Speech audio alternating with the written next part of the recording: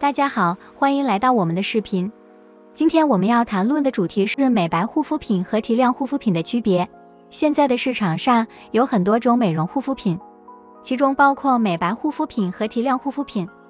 但是这两种护肤品到底有什么区别呢？这也是我们今天想要讨论的问题。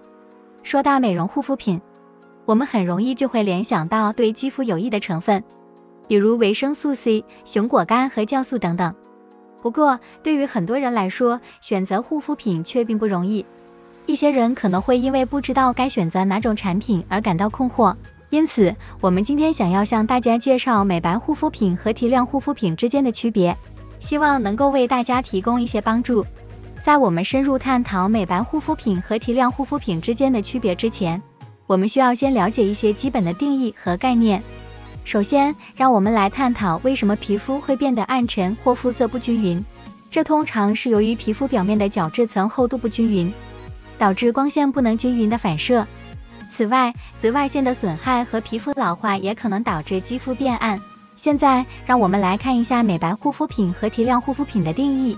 美白护肤品的主要目的是减少黑色素的生成和促进黑色素的分解，从而让肌肤变得更加白皙。而提亮护肤品的作用则是改善皮肤表面的角质层，让肌肤更加光滑和明亮，使肤色看起来更加均匀。所以，这是美白护肤品和提亮护肤品之间的首要区别。但是，这两种产品的区别并不是那么绝对，因为有些美白护肤品也可以提亮肤色，而一些提亮护肤品也可以具有美白作用。在下一节中，我们将更深入地了解这些产品的成分和作用。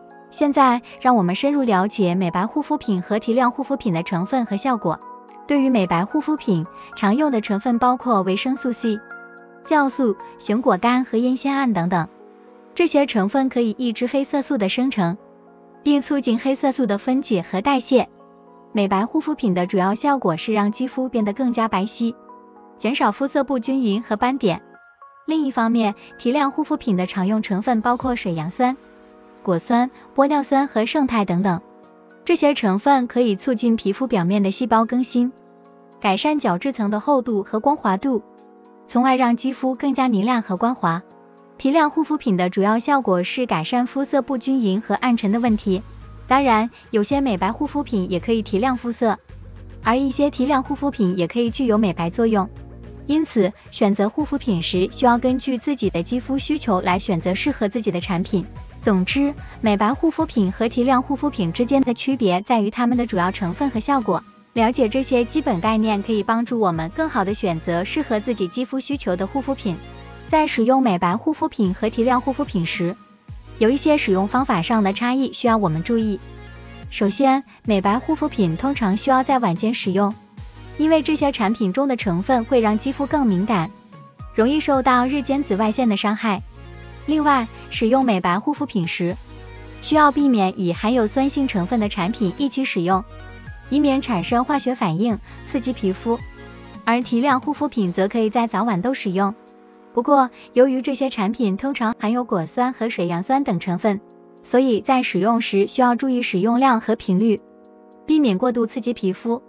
此外，对于两种不同的护肤品，使用的方式也有所不同。美白护肤品需要在清洁和爽肤后使用，涂抹在脸部并轻轻按摩，让产品充分渗透到皮肤中。而提亮护肤品可以作为精华素使用，涂抹在脸部之前或之后，并轻轻拍打皮肤，帮助吸收。最后，无论使用美白护肤品还是提亮护肤品，都需要注意在使用过程中避免过度刺激皮肤，避免出现过敏或不适的情况。以上就是美白护肤品和提亮护肤品在使用方法上的差异。希望这些信息能帮助大家更好地选择和使用适合自己肌肤需求的护肤品。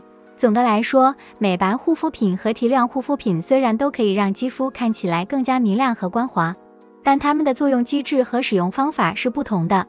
美白护肤品通常含有能够抑制黑色素产生的成分，可以减少色斑和暗沉。而提亮护肤品则可以帮助加速肌肤新陈代谢，促进皮肤细胞的更新，从而让肌肤看起来更加明亮和有光泽。因此，在选择护肤品时，我们需要根据自己的肤质和肌肤问题来选择适合自己的护肤品。如果肌肤有自斑或暗沉问题，可以选择美白护肤品。如果想要让肌肤看起来更加明亮和光滑，可以选择提亮护肤品。最后，无论选择哪种护肤品，都需要遵循正确的使用方法，以及注意保持良好的肌肤护理习惯，才能让肌肤保持健康和美丽。以上就是美白护肤品和提亮护肤品的区别及使用方法的介绍。谢谢大家收看我们的视频，希望本视频可以为您解决关于美白护肤品和提亮护肤品的疑惑，并且对您的肌肤护理有所帮助。如果您喜欢我们的视频，不要忘记给我们点赞、关注、分享，以及在评论区留言，让我们知道您的想法和建议。我们会继续努力创作有用的视频，为您带来更多美容护肤相关的知识和技巧。再次感谢大家的观看和支持，我们下期再见。